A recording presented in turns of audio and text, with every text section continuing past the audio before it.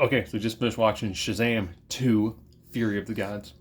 One of the first things I'll say, I know when the first Shazam came out, there was a lot of tonal shift where the film felt one way, and then all of a sudden there's the boardroom scene with all of the demons killing everybody.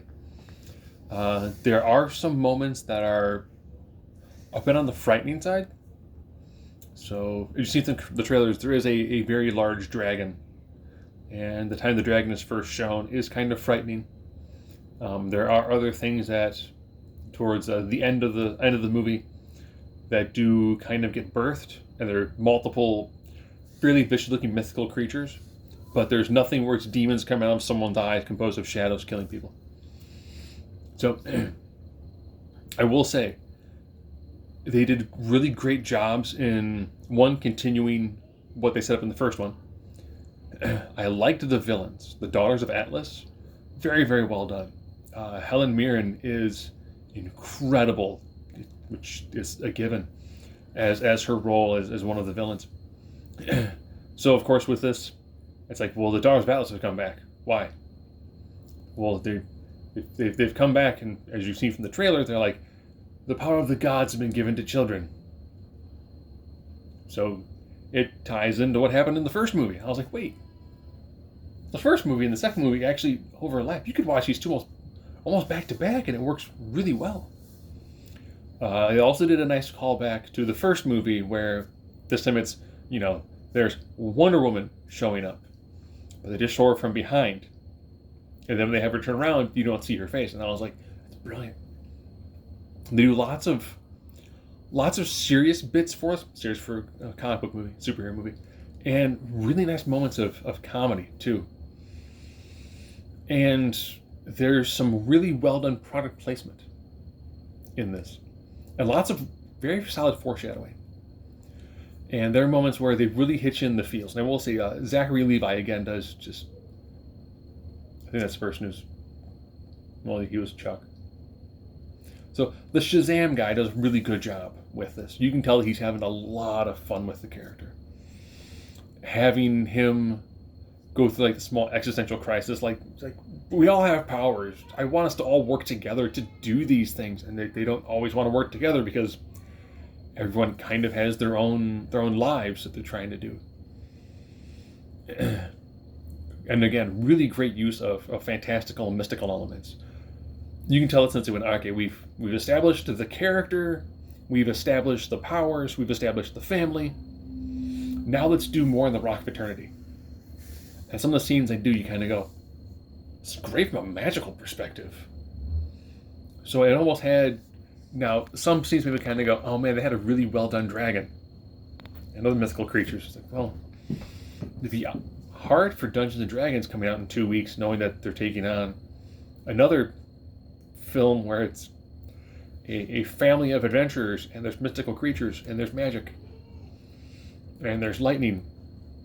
The fight sequences there's just the right amount of action sequences to keep the pace of the film progressing very well. I will say, for a shade over 2 minutes, this film kept a really solid pacing. It didn't really feel like there were moments where the film kind of just dragged on.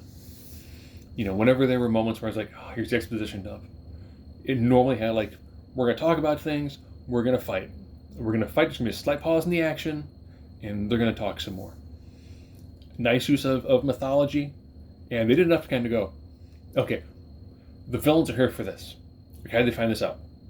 Through the use of a magical item. Okay, magical item gets introduced, they walk through some of it, they do some nice jokes they're just fine enough to make you not eye roll, but you also can't remember, you're like, well, okay, the person who's doing this is like 17. So a 17-year-old writing something like this through a magical device, it might sound like this. There is also an end credit sequence. We just stick around for the for the middle one. And he was asked if he wanted to join a group.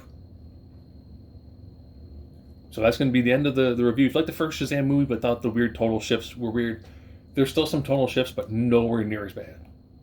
I mean, there's a moment where you're like, there's a dragon being shown, there's, spiked tails involved every now and then. So there are moments where you kind of go, wait, huh? but they do enough to kind of, it's lighthearted enough that it's nowhere near as bad as that boardroom scene. So the next part's going to be pure speculation. So there has been a light discussion that if some of the James Gunn stuff doesn't progress as well, there has been some light rumors going, okay, so we're going to be doing some other stuff. What if we kept certain characters as like an Earth 2 sort of thing? So in the world of DC Comics, for a long time there was the Earth 1 heroes, Earth 2 heroes, and Earth 3, which is where they're all villains. I'm taking this in like the pre-Crisis era. There have been some talks that like maybe they could do something like that, where if they need to do a larger Crisis style event, a la the Arrowverse, or do a multiverse sort of bit, you have the other people still set up so you can go, okay, well, if in 5 years we decide we want to do a massive event, could we bring in Henry Cavill in 5 years from now? Could we bring in Gal Gadot in 5 years? Could we do something where we bring these characters from the older series of films and bring them in just for, one-offs and all that? But I will say this was a well-done movie. I mean, it was fun, lighthearted, good enough action to it. Family-friendly enough, very light amounts of the current PG-13 profanities. But well done. Liked it, had a lot of fun with it.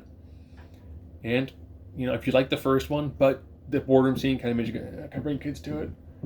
There was a little girl that saying she was scared sometimes, and there are moments where there's a small amount of, like the fantastical horror and fear elements to it, but not so much that you'd make you be like, oh, we need to go now.